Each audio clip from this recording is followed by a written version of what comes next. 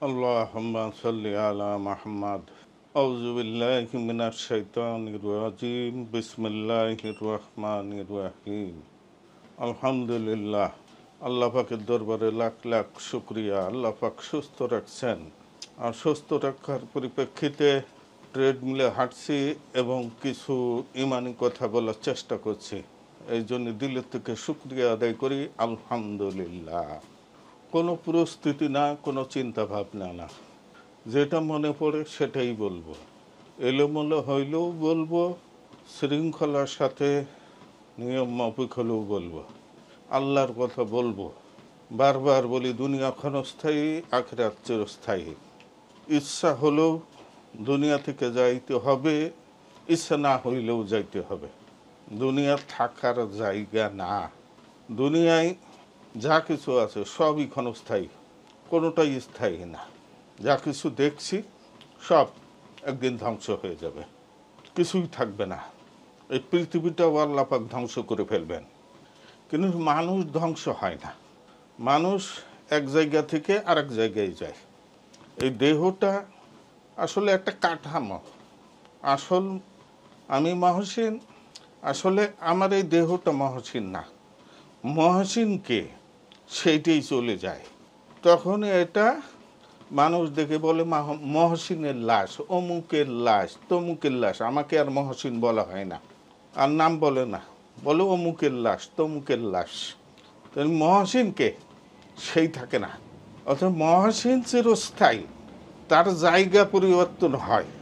জান্নাতে ছিলাম, আল্লাহ পাকে একটা খোলসের মধ্যে করে, এই দেহ নামক খোলসের মধ্যে করে দুনিয়াতে পাঠাইছেন। আবার এই খোলস ছেড়ে মহসিন চলে যাবে সেই আল্লাহর কাছে। এখন মহসিন তো চলে যাবে, শুধু মহসিন কি একাই যাবে, না সঙ্গে কিছু নিতে পারবে? কত ধন সম্পত্তি কামাইছি, আমি না কামাই, কত মানুষ কামাইতেছে, চাহিদা তো শেষ নাই, কামাইতেই থাকে, চিন্তা ভাবনা নাই। বৈধ হোক অবৈধ হোক, কামাইতে পাইলেই হইল, শুধু কামাই। মানুষের প্রয়োজন কত রে ভাই?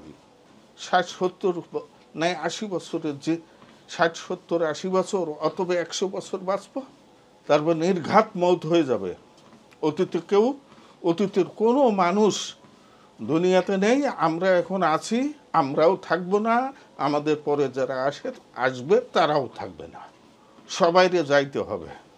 এই যে এত ধন সম্পত্তি, গাড়ি বাড়ি কামাইলাম, টাকা পয়সা, কিছুই সঙ্গে যাবে না। বিবি বাচ্চাও সঙ্গে যাবে না। সঙ্গে যাবে আমল।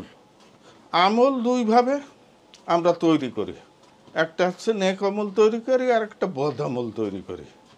নেক আমলটা আমাদের জান্নাতের দিকে নিয়ে যেতে সাহায্য করে, আর বদ আমল জাহান্নামে নিয়ে যেতে সাহায্য করে। আল্লাহ পাক দুনিয়াতে পরীক্ষার জন্য পাঠাইছেন। কে আল্লাহকে দুনিয়াতে ঠিকঠাকভাবে মেনে যেতে পারে, তার পরীক্ষা। কে আল্লাহর হুকুম সমূহ ঠিকঠাকভাবে মেনে যেতে পারে, তার পরীক্ষা। কে আল্লাহ পাক যত ভালো কাজ দিয়েছেন, ভালো কাজ বেশি বেশি করে যেতে পারে, তার পরীক্ষা। ভালো মন্দ দুটোই দিয়ে পাঠাইছেন, সাথে সাথে আমাদের আল্লাহ পাক বুদ্ধি জ্ঞানও দিয়েছেন ভালো মন্দ বেঁচে চলার। সব কিছু আল্লাহই করেন, কারোর কোনো ক্ষমতা নেই। সব কিছু করার মালিক আল্লাহ। এইটিকে মনে প্রাণে দিলের মধ্যে বসাইয়ে দুনিয়াতে যে যাইতে পারবে অনন্ত জিন্দেগি আখেরাত, তার জন্যে শান্তির জায়গা হবে। আর যদি সেটা না করতে পারি, বদামূল গোছাই নিয়ে যায়, এই দুনিয়ায় থাকতে মন চাই জিন্দেগি, মন যা চাই তাই করলাম, তাহলে এই দুনিয়ায় অর্থ করি আছে, টাকা পয়সা আছে, মন যা চাই তাই করলাম। কি আল্লাহর হুকুম, কি রাসূলের হুকুম, কি রাসূলের তরিকা, কোনো কিছু তোয়াক্কা করলাম না, মন চাই যা তাই ফুর্তি করলাম। কয়দিন রে ভাই? ফুর্তি করার বয়স তো ওই 16-17 বছর থেকে শুরু হয়, 50-এর পরে যে আর ফুর্তি করার বয়স থাকে না, নাই 60। তারপরে যদি 80 বছর বা 100 বছর পর্যন্ত বেঁচে থাকি, সেটা ফুর্তির সময় না। তাহলে কয়টা দিন? নাই 40 বছরই 120 বছর বা 100 বছরও যদি হায়াতও পায় তো 40 বছর ফুর্তি করার টাইম দেখতে দেখতে চলে যাবে ভাই। আমার 60 বছর অলরেডি চলে গেছে। জি ভাই, দিল ঠান্ডা হয়ে আসতেছে, ইতমিনান হয়ে গেছে, আর ভালো লাগে না, মজা প্রত্যেকেরই এরকম। তারপর তো নির্ঘাত মৃত্যু। ওই ফুর্তি যাবে কই? ওই ফুর্তি নিয়ে যাবে কোথায়? জাহান্নামের দিকে। কতদিন? শেষ নেই, ইনফিনিটি। এই জন্যই ভাই, আল্লাহ যে সব কিছু কর্নেওয়ালা জাত, এইটা দিতে বসানো।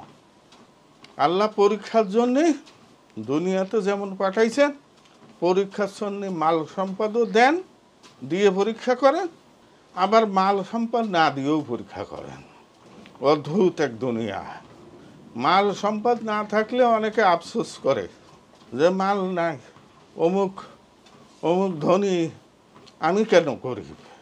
এই ধনী গরিব সৃষ্টি কে করেছেন? আল্লাহ, ইনসাফের দুনিয়া কায়েম করার জন্য।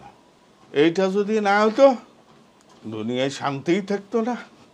দারুণ একটা গল্প আছে, যদিও স্বপ্ন। একজন স্বপ্ন দেখতেছে সরকারি তরফ থেকে তার অ্যাকাউন্টে 50 লাখ টাকা জমা হয়েছে। মেসেজ চলে আসে মোবাইলে, স্বপ্নের মধ্যে দেখতেছে।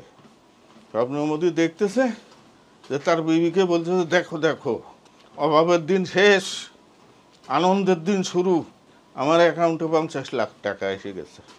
বিবিকা চিল্লাইও না, এই দেখো আমার মোবাইলেও মেসেজ এসে গেছে, 50 লাখ টাকা এসে গেছে। হতাশ হয়ে গেল, ঘরের থেকেই হতাশ। চিন্তা করলে বাইরে যে একটু বলি, আনন্দর খবর। বাইরে যে লোকের সঙ্গে দেখা হয় যে ভাই খবর হয়ে গেছে তো, আমার দুঃখের দিন শেষ, আমার অ্যাকাউন্টে 50 লাখ। যারে বলে সেই কই অত লাভ হাইয়েন না, এই দেখেন আমারও এসে গেছে 50 লাখ। হতাশ, একেবারে হতাশ। এবারে চিন্তা করলো যে অনেক টাকা পয়সা পাইছি, বাজার ঘাটে যাই, কিছু বাজার ঘাট করে নিয়ে আসি। নিকটবর্তী বাজারে যেয়ে দেখে বাজারে কোনো লোকজন নেই, সব দোকানপাট বন্ধ।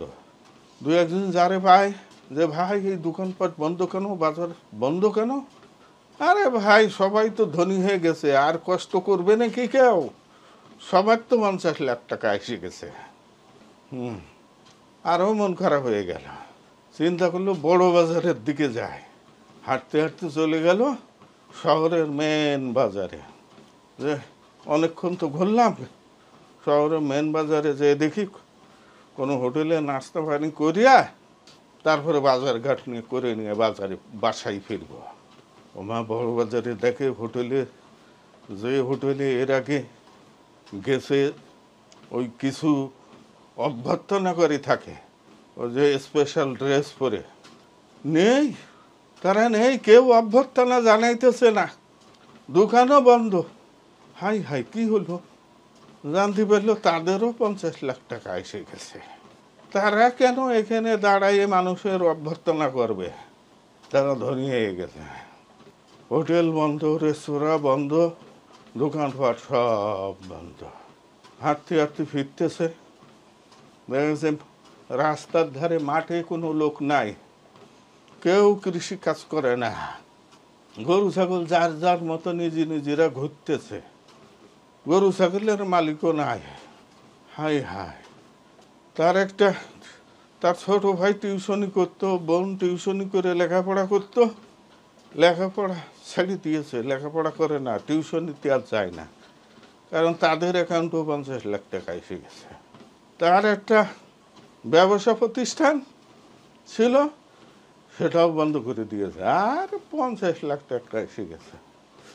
কেউ কাজবাজ সবাই ছেড়ে দিয়েছে, কেউ দোকানপাট করে না, কেউ ক্ষেত খামার করে না, সবাই হাসতেছে, নাচতেছে, গাইতেছে, আনন্দ আর আনন্দ।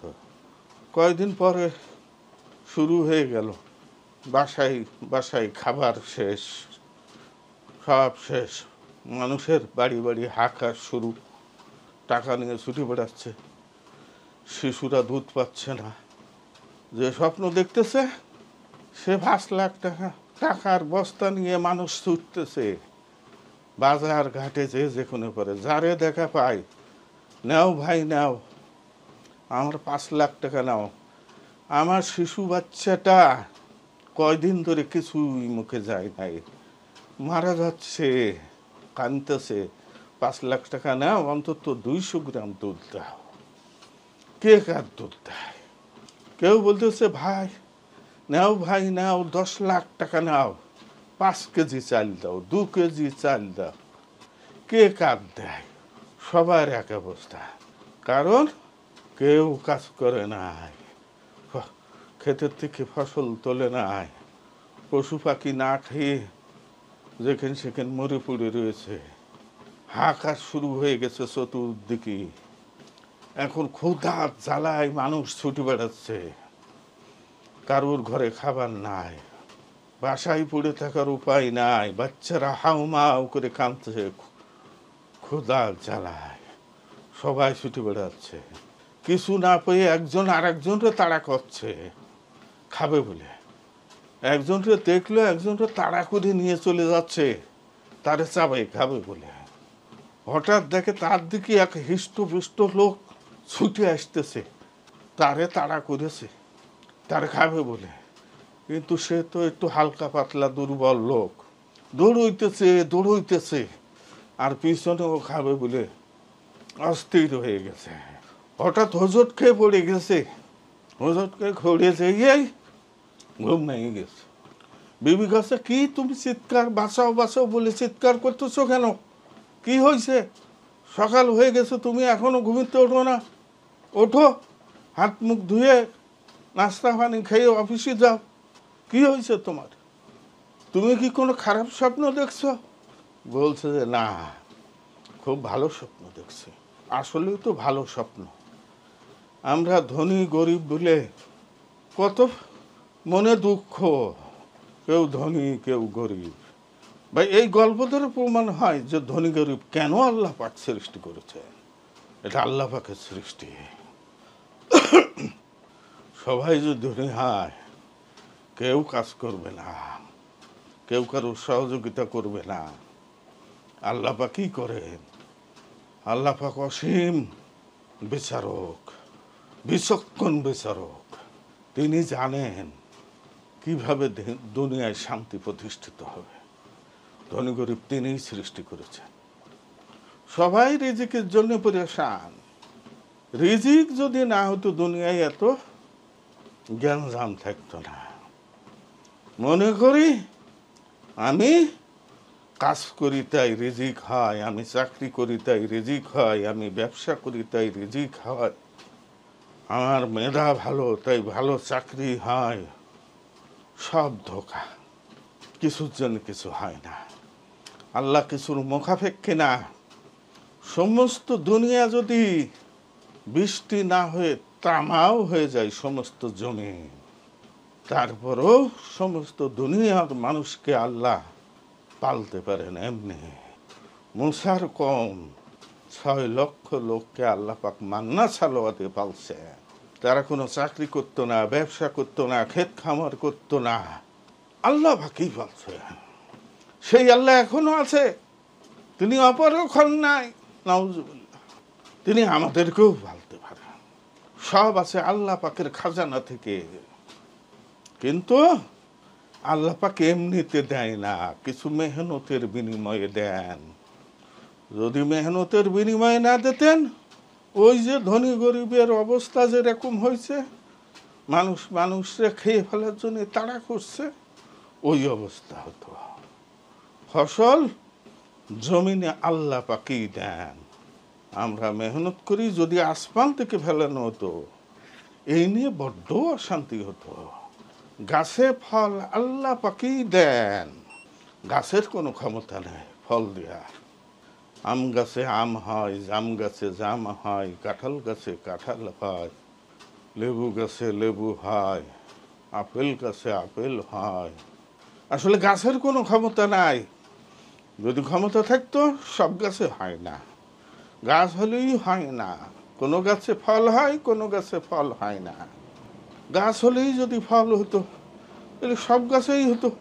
গাছের যদি ক্ষমতা হতো তাহলে সব গাছই চেষ্টা করতো যে আমার ডালপালায় যেন ফল হয়। আসলে ক্ষমতা তো হাতে নাই, ক্ষমতা তো তার সৃষ্টিকর্তা আল্লাহর হাতে। তার সৃষ্টিকর্তা আমাদের সৃষ্টিকর্তা আল্লাহর হাতে। ফল আসে আল্লাহ পাকের খাজানা থেকে। আল্লাহ যে গাছে দেন সে গাছেই হয়। আম হইলেই সবাই খাইতে পারে না, কোনো আম টক, কোনো আম মিষ্টি। গাছেরও ক্ষমতা নেই, আমেরও ক্ষমতা নেই ওই মিষ্টি স্বাদ দেওয়ার বা টক স্বাদ দেওয়ার। আল্লাহ পাকই দেন। আম মিষ্টি হবে কি টক হবে এটা আল্লাহ পাক সিদ্ধান্ত নেন। কোন গাছের ফল টক হবে, কোন গাছের ফল মিষ্টি হবে, দুনিয়ার কারো ক্ষমতা নাই এটা সিদ্ধান্ত নেওয়ার। আল্লাহ পাকই করেন। কোনো গাছেরও ক্ষমতা নেই যে আমার গাছের ফল মানুষ পছন্দ করবে তাই আমার গাছের ফল মিষ্টি স্বাদ হবে। ওই গাছের ক্ষমতা নাই, আল্লাহই করেন। ক্ষমতা একমাত্র আল্লাহর। ভাই, প্রতি সেকেন্ডে বাতাস থেকে অক্সিজেন নিতেছি। 2-4 মিনিট বাতাসে অক্সিজেন থাকবে না, সব মানুষ খতম। কে দেয় এই অক্সিজেন? দুনিয়ার কারো ক্ষমতা আছে বাতাসের মধ্যে অক্সিজেন মিলাই দেয়? আবার বাতাসের মধ্যে কত রকম গ্যাস থাকে। কে ক্ষমতা দিয়েছে আমার নাককে ওই অক্সিজেনকেই শুষে নেবে? অন্য কোনো গ্যাস আমার নাকে যাবে না? কে করে? যদি কয়েক মিনিট বাতাস না থাকে, বাতাসের মধ্যে বাতাস আছে, বাতাসের মধ্যে অক্সিজেন নাই, কি অবস্থা হবে? কেউ বাঁচবে? বড় লোকরা বাঁচবে, তাই না?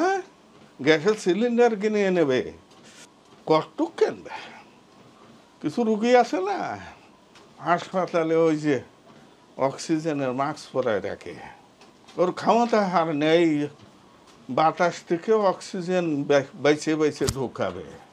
এই জন্য অক্সিজেনের নল ঢুকাই দিয়েছে, মাস্ক ঢুকাই দিয়েছে।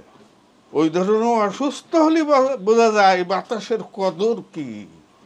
5-10 দিন, 20 দিন, 1 মাস যদি এই অবস্থা হয়, বাসায় ব্যাংক ব্যালেন্স যা আছে সব শেষ। কত কিনে ব্যবহার করবি? আল্লাহই দিয়েছেন। দুনিয়ায় মানুষের জন্য সবচেয়ে বেশি যে জিনিস গুরুত্বপূর্ণ, বেশি প্রয়োজন, সে জিনিস আল্লাহ পাক এমনিতেই দিয়েছে। সবচেয়ে মানুষের জীবনে দরকার বাতাস, যে কয়েক মিনিট না হইলেই শেষ। টাকা দিয়ে কিনে ব্যবহার করা লাগে। যদি টাকা দিয়ে কিনে ব্যবহার করা লাগতো, ভাই খাবার কিনে খাওয়ার সুর সহ্য উঠত না, যে আগে বাইসিয়ে নিই, অক্সিজেন নিয়ে আসি। তা আমি বাঁচলাম, পরিবারের লোক তাদেরকেও বাঁচাতে হবে। টাকা 2-4 দিনে কোটি কোটি টাকা থাকলেও শেষ। যখন অক্সিজেনের অভাব দেখা দেবে তখন তো দামও বেড়ে যাবে। ও কোটি কোটি টাকার মালিক মুহূর্তেই শেষ, 2-1 দিনেই শেষ অক্সিজেন কিনে বাঁচার জন্য। ওরে খাবার পরে, খাবার না খালি তো 2-4 দিন বাঁচবো, কিন্তু অক্সিজেন না হলে কয়েক মিনিটেই তো শেষ। আগে অক্সিজেন কিনি, বড়াই করি, আমি কামাই করে খাই, আমার পরিবাররা আমি পালি, আমাকে আমি পালি, আমার বিশাল দক্ষতা, আমি বড় চাকরি করি, কোনো লাভ নেই। আল্লাহ অক্সিজেন বন্ধ করবে, মুহূর্তের মধ্যে শেষ। আল্লাহ এমনি দিয়েছে, এটা সবচেয়ে বেশি দরকারি, এমনি দিয়েছে। তারপরে বেশি দরকার কি? পানি। পানি 2-3 দিন, হ্যাঁ, ভিতরে শরীরের ভিতরে পানি, এ তো যদি না থাকে তাহলে তো মুহূর্তের মধ্যে শেষ হতে হবে, ঠিক আছে। আমি খাওয়ার পানির কথাই বললাম, 2-3 দিন না হলেও হয়তো বেঁচে থাকা যাবে। মানে বাতাসের পরেই পানির প্রয়োজন বেশি। ও ভাই, টাকা দিয়ে কেনা লাগে, একটু যারা ধনিক শ্রেণী আছে ওই যে বোতল কিনে খায়, 1/2 লিটার 20 টাকা, 22 টাকা, 25 টাকা। কিন্তু বাসায় দিয়ে দেখেন আর কিনে খাচ্ছে না। অনেকে কিনে খাচ্ছে, পানির অভাব নেই, তাই দাম এখনো নিজের কুড়াই ক্ষমতার মধ্যে আছে। যখন পানির অভাব থাকবে এই দাম থাকবে? থাকবে না। ওই সামান্য একটু মেহনতের টাকা ব্যয় করে একটা টিউবওয়েল বসাই নিলেই পানি, কোনো মেহনত লাগে না। আল্লাহ এমনি দিয়েছে, বাতাসের পরে পানি সবচেয়ে জরুরি, এমনি দিয়েছে। এরপরেও বুঝ আসে না, এরপরেও বুঝ আসে না। সবচেয়ে বেশি জরুরি মানব দেহের জন্য যেগুলো, সেগুলো আল্লাহ পাকে এমনিই দিয়েছে। ওরে ভাই, খাবার না খালি তো 10 দিন 15 দিনও মানুষ বেঁচে থাকে। এত দামি দামি জিনিস আল্লাহ পাক এমনি দিলেন, বাতাস পানি এমনিতে দিয়ে দিলেন। ওরে যে জিনিস 15 দিন না খেলেও মানুষ বাঁচে, কেউ কেউ শুনি যে 1 মাস না খেয়েও বাঁচে, সেই জিনিস একটু মেহনত করে নেওয়া লাগে। আসলে আল্লাহ পাকে এমনি দিতে পারতেন, কারণ সবই তো আসে আল্লাহর খাজানা থেকে। এইটি হচ্ছে পরীক্ষা। সামান্য মানে কম দরকারি জিনিস দিয়ে আল্লাহ পাক আমাদের পরীক্ষা করতেছে। বেশি জরুরি জিনিস দিয়ে পরীক্ষা নিলে তো আমরা জায়গায় ফেল। তাই কি বড়াই আমি কামাই করি, আমি পালি আমার পরিবারে। পালার মালিক আল্লাহ, বুঝেনি ভাই? পালার মালিক আল্লাহ, খাজানার থেকে আসে। আপনি বিশাল দক্ষ কৃষিবিদ, বিশাল জ্ঞানী গুণী, বিশাল, আপনি চাষবাসে বিশাল পারদর্শী।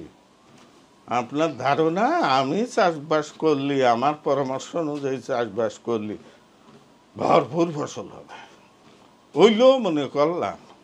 ওরে ভাই, ফসল পাইকে গেছে, ঘরে তুলতেই হবে, প্লাবন শুরু হয়ে গেল। এ ঠেকাবেন কি দিয়ে? এই প্লাবন ঠেকাবেন কি দিয়ে? সব তো গেল শেষ হয়ে। কে করে? কার নিয়ন্ত্রণে? এ প্রতিরোধ করার ক্ষমতা কারো আছে? অগ্রিম একটু সতর্কবার্তা দেওয়ার ক্ষমতা হয়েছে নাকি? জীবনেও হবে না প্রতিরোধ করা। আল্লাহ চাইবেন সব ধ্বংস করে দেবেন। মাঝে মাঝে শুনি কি এক পোকা লাগছে, মাঠের পর মাঠ সব সাদা হয়ে গেছে, সবুজ আর নেই। কত ওষুধ ব্যবহার করছে, কোনো কাজ হয় না। কি করে ঠেকাবেন? আল্লাহ দিবে না, কি করবেন? আল্লাহ পাকের খাজানায় তালা মেরে দিয়েছে, ও সব শুকিয়ে সাদা হয়ে যাবে, নাড়া হয়ে যাবে, খড়কুটো হয়ে যাবে, ফসল হবে না। আল্লাহ করে। চোখে ভুল দেখি, যেটা দেখি সব ধোঁকা দেখি। যেটা আল্লাহর তরফ থেকে আমাদের প্রিয় হাবিব মুহাম্মদুর রাসূলুল্লাহ সাল্লাল্লাহু আলাইহি সাল্লাম খবর দিয়েছেন, সেইটাই সত্যি। চোখ ভুয়া, আর এইটাই ঈমান। খবরে বিশ্বাস। কার খবর? আমাদের প্রিয় নবী মুহাম্মদুর রাসূলুল্লাহ সাল্লাল্লাহু আলাইহি সাল্লাম যত খবর আল্লাহর থেকে নিয়ে আসছে, এইটার নামে ঈমান। একটা গল্প, সত্যতা আছে তো, এই জন্যে জনশ্রুতি আছে। এক আল্লাহওয়ালা লোকের বাসায় একজন মেহমান আসছে। যেহেতু আল্লাহওয়ালা দিন মানে, আল্লাহর হুকুম পর্দা, সেটাকে মানে। পর্দার হুকুম কার?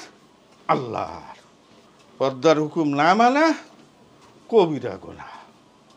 পুরুষেরও পর্দা আছে, নারীরও পর্দা আছে, মাপ দেওয়া আছে। এইটা পুরুষের পর্দা, এটা নারীর পর্দা। আমরা তো খোলামেলা থাকতে ভালোবাসি। যাই হোক, যে কথা বলছিলাম, তো এক আল্লাহওয়ালা বাসায় এক মেহমান আসছে। এখন তা বিবি তো সামনে আসে না, পর্দা করে, পরপুরুষ তার সামনে তো আসবে না। তাই এখন খাবারের টাইম হয়েছে, পর্দার কাছে একটা মানে হাত দিয়ে সরালি ফাঁকা হয়। পর্দা দেখেন না, একটার সঙ্গে আর একটা লাগলে কি হয়। তো পর্দার কাছে দাঁড়াইয়ে বলতেছে, খাবার দাও। মেজবান, বাড়ির মালিক। পর্দা ফাঁকে খাবার বেরোই আসলো। লোকটা ফলো করতেছে, ব্যাপার কি? পদ্মারের সামনে দাঁড়াইয়ে বলতেছে খাবার দাও, আর খাবার চলে আসলো প্লেটে, গামলাই করে খাবার চলে আসলো। এ তো অদ্ভুত ব্যাপার, এ তো বিশাল পদ্মা রে ভাই। এই পদ্মা কোথা থেকে পাই? তাহলে তো আমাদের পেরেশানিই থাকে না। তাই এমন খাইয়ে টাইয়ে বলতেছে, বন্ধু তোমার বাসায় আইসে তো আমি তাজ্জব। তা কেন, কি হয়েছে? এ তোমার যে ঘটনা দেখলাম, আমি তো না বলে পারতেছি না। কেন, কি হয়েছে? এ তোমারও কি পদ্মা রে ভাই, পদ্মা লাগানো রয়েছে, তুমি পদ্মার সামনে দাঁড়াইয়ে বললে যে খাবার দাও, পদ্মা এমনি ফাঁক হয়ে খাবার চলে আসলো। ভাই এই পদ্মা আমার দিতেই হবে। ভাই রে ভাই, পদ্মায় কি খাবার দেয়? আমরা ঠিক ওই রকম, ওই মেহমানের মতো। দেখি গাছে ফল হয়, খেতে ফসল হয়, চাকরি করলে টাকা আসে, হ্যাঁ, ওই পদ্মার কেরামতি দেখি। কিন্তু পদ্মার পিছনে যে একজন আছে, সে আগাই দিচ্ছে, এইটা তো দেখা যায় না। গাছে ফল হইতেছে, গাছ হচ্ছে পদ্মা, পদ্মার পিছনে আছে আল্লাহ, আল্লাহই ধ্যান। খেতে ফসল হতে দেখি, ক্ষেত হচ্ছে পদ্মা, ওর পিছনে আছে আল্লাহ। আমরা পদ্মারে দেখে পদ্মা নিয়ে লাফালাফি করি, খেতে ফসল হয় ক্ষেত নিয়ে লাফালাফি করি, গাছে ফল হয় গাছ নিয়ে লাফালাফি করি, গাভীতে দুধ হয় গাভী নিয়ে লাফালাফি করি। আসলে গাভীর ক্ষমতা নেই দুধ দেওয়ার, দুধ তো আসে আল্লাহ পাকের খাজানা থেকে। ক্ষেতের ক্ষমতা নেই ফসল দেওয়ার, ফসল তো আসে আল্লাহর খাজানা থেকে। গাছে ফল হয় দেখি, গাছের ক্ষমতা নেই ফল দেওয়ার, ফল তো আসে আল্লাহর খাজানা থেকে। ভাই চিন্তা ভাবনা করি, প্রত্যেকটা জিনিস নিয়ে চিন্তা ভাবনা করি। পর্দার আড়াল থেকে কে করতেছে? চোখে যেটা দেখি ভুল দেখি, খবর যেটা আছে সেটাকে মেনে নিই, সেটাকে বিশ্বাস করি। কার খবর?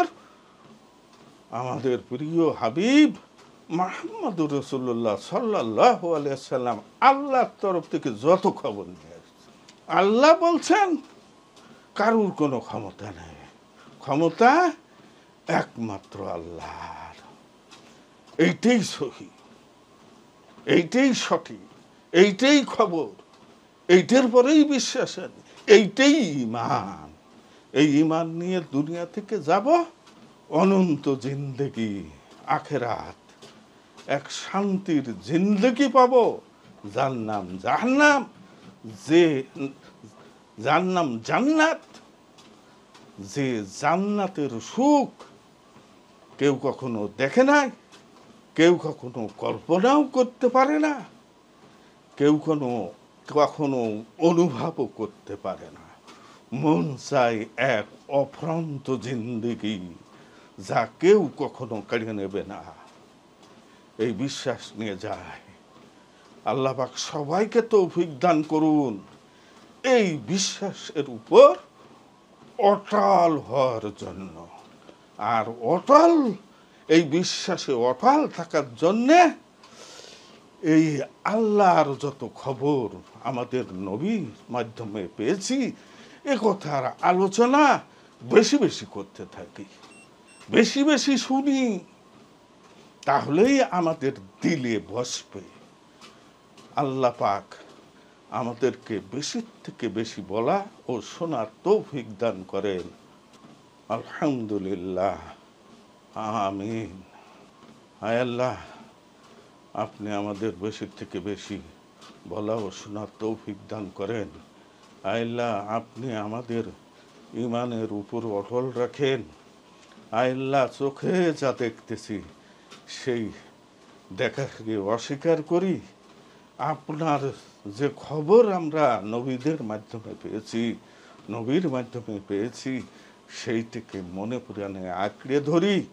আয় আল্লাহ, এই শক্তি আমাদের দিয়েই দেন, এই বুঝ আমাদের দিয়েই দেন। আয় আল্লাহ, আপনি আমাদের কবুল করেন। আয় আল্লাহ, মৌতের সময় কালেমা নসিব করেন। আয় আল্লাহ, আমাদেরকে জান্নাতুল ফেরদৌস দান করেন। আসসালামু আলাইকুম ওয়া রাহমাতুল্লাহ।